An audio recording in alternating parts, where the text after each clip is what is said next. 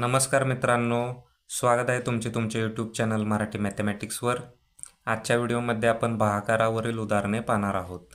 पहिले उदाहरण 994 भागिले 7। तर इथे सुरुवातीला आपण 9ला जर 7ने भाग लावला तर 7 एक्के 7। त्यानंतर 9 मधून 7 गेले तर उरले 2।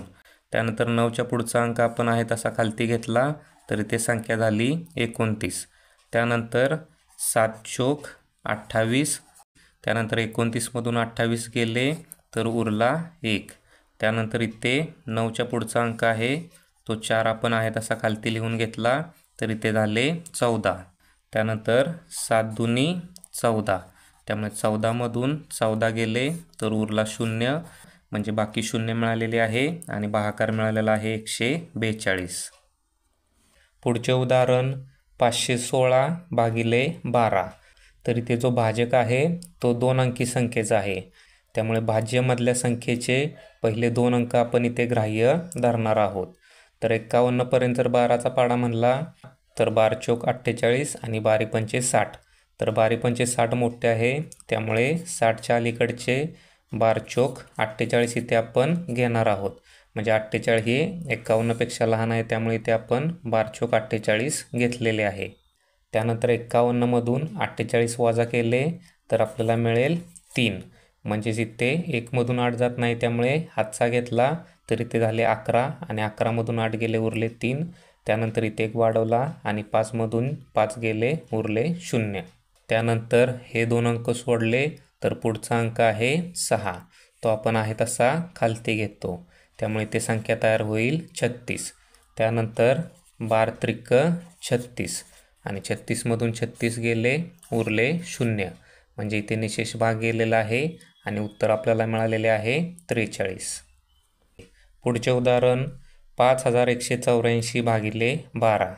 तर इथे भाजक हा 2 अंकी संख्येचा आहे, त्यामुळे भाज्यमधले सुद्धा पहिले 2 अंक आपण इथे ग्राह्य धरणार आहोत।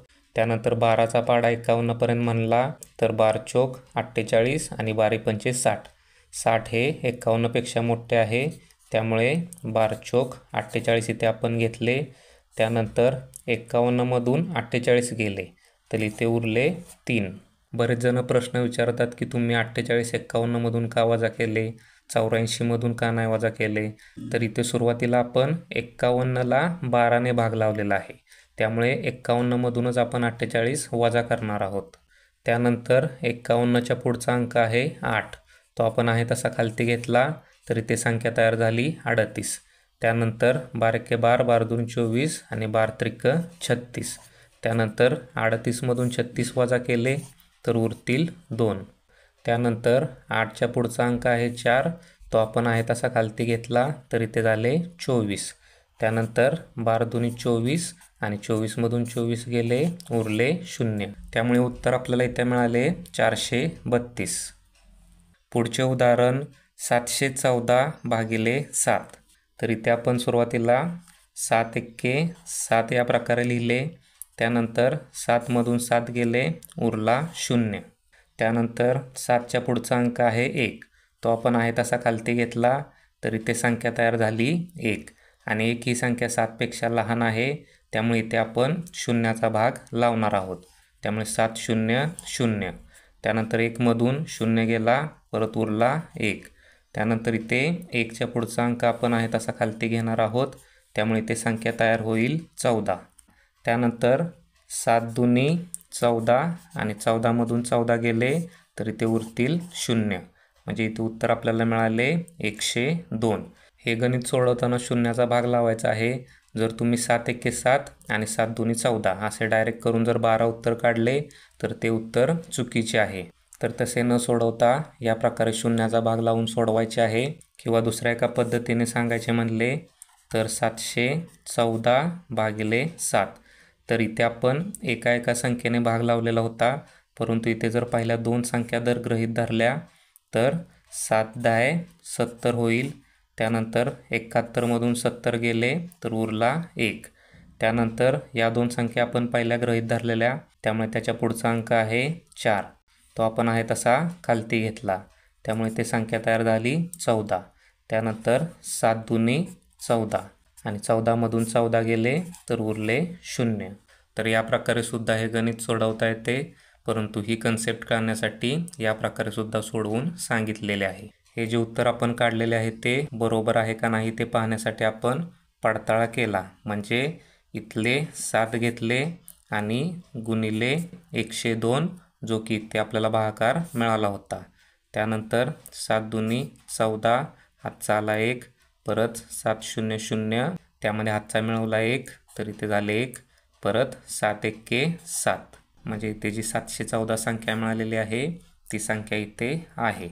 त्यामुळे जे आपण उत्तर काढलेले होते 102 ते बरोबर आहे. पुढचे उदाहरण 4,32,51,678 भागिले 9 बरोबर किती? तर स्पर्धा परीक्षांमध्ये या टाईपचे जर गणित आले तर बेसिक पद्धतीने न सोडवता या प्रकारे अंश आणि छेद या स्वरूपात गणित लिहायचे आहे आणि नंतर सोडवायचे आहे. त्यामुळे कमी वेळामध्ये उत्तर मिळून जाते. तर इथे 9 एक्के 9 वरती 9 चोक 36 आणि 43मधून 36 गेले तर उरतील 7 होतील 72. त्यानंतर 9 8 72. त्यानंतर 5 हे 9पेक्षा लहान आहे त्यामुळे इथे शून्याचा भाग लावला 9 0 0. त्यानंतर पुढचे 2 अंक ग्राह्य धरायचे आहेत कारण इथे आपण शून्याचा भाग लावलेला होता. त्यानंतर 9 5 45 राहिले 6 ते पुढे लिहिले तर झाले 66. त्यानंतर 9 7 63 परत राहिले 3 झाले 37. परत 9 चोक 36 राहिला 1 झाले 18, परत 9 दुनी 18. त्यामुळे इथे आपल्याला उत्तर मिळाले 48,05,742. पुढचे उदाहरण 15 गुणिले 22/6 बरोबर किती? तर हे गणित ट्रिकने सोडवण्यासाठी सुरुवातीला आपण 6ला आणि 15ला सुद्धा भाग लावू शकतो आणि 6ला आणि 22ला सुद्धा भाग लावू शकतो.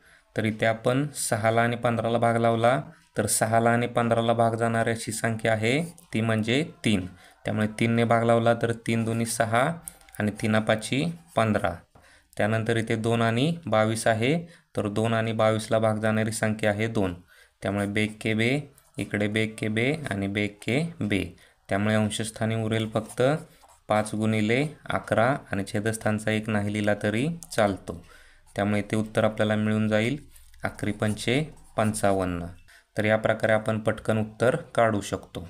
इथे 15 आणि 22चा गुणाकार केला आणि त्यानंतर 6ने भागले तर फार वेळ लागतो, पण इथे जर आपण या प्रकारे सोडवले तर पटकन उत्तर मिळून जाते. पुढचे उदाहरण 270 गुणिले 100 छेद 225. तर या टाईपचे गणित असेल तर आपण सुरुवातीला या 2 संख्यांचा भागाकार करू शकतो किंवा या 2 संख्यांचा भागाकार केला तरी चालून जातो. त्यामुळे इथे आपण या 2 संख्यांचा जर भाग लावला तर 25 चोक 100 आणि खाली 25 9 225. त्यानंतर 9 एक्के 9 9 त्रिक 27 आणि या शून्याचे शून्य आहे तसे लिहून टाकले. त्यामुळे इथे आपल्याला अंशस्थानी मिळेल 30 गुणिले 4 आणि 3 चोक होईल 12 आणि शून्याचा शून्य आहे तसा लिहून टाकला. त्यामुळे इथे उत्तर आपल्याला मिळाले 120 आणि 120चा पर्याय क्रमांक हा बी आहे. पुढचे उदाहरण 330 गुणिले 750 भागिले 5500. तर हे गणित सोडवताना आपण अंशाचा गुणाकार करून त्यानंतर त्याला छेदस्थानच्या संख्येने भाग दिला तरी चालतो. परंतु जर आपण ट्रिकने सोडवले तर सुरुवातीला शून्याला शून्य आपण कॅन्सल करणार आहोत. म्हणजे या शून्याला हा शून्य गेला, या शून्याला हा शून्य गेला. त्यानंतर या 2 संख्यांचा भागाकार केला तरी चालतो किंवा या 2 संख्यांचा भागाकार केला तरी चालतो. तर सुरुवातीला आपण 75 आणि 55ला 5ने भाग लावला तर इकडे 5 एक्के 5 5 एक्के 5 आणि इकडे 5 एक्के 5 राहिले 2 झाले 25. त्यानंतर 5 5 25. त्यानंतर इकडे राहिले 11 आणि इकडे 33. त्यामुळे इथे 11ने भाग जातोय 11 एक्के 11 11 त्रिक 33. त्यामुळे इकडे फक्त अंशस्थानी राहिले 3 गुणिले 15 आणि 15 त्रिक 45 येते. त्यामुळे इथे आपल्याला उत्तर मिळाले 45. तर या प्रकारे आपण भागाकार ट्रिकने सोडवायचा आहे आणि स्पर्धा परीक्षांमध्ये तुम्हाला या टाईपने भागाकार करायला आलाच पाहिजे, तरच तुम्हाला पटकन उत्तर मिळून जाईल. भागाकारावरील तुम्हाला अजून उदाहरणे पाहायची असतील तर डिस्क्रिप्शन बॉक्समध्ये तुम्हाला प्लेलिस्टची लिंक मिळून जाईल, त्यावरून तुम्ही अजून उदाहरणे पाहू शकता. हा व्हिडिओ तुम्हाला कसा वाटला ते खाली दिलेल्या कमेंट बॉक्समध्ये कमेंट करा. व्हिडिओ आवडला असेल तर लाईक करा, शेअर करा आणि चॅनलला सबस्क्राईब करा. धन्यवाद.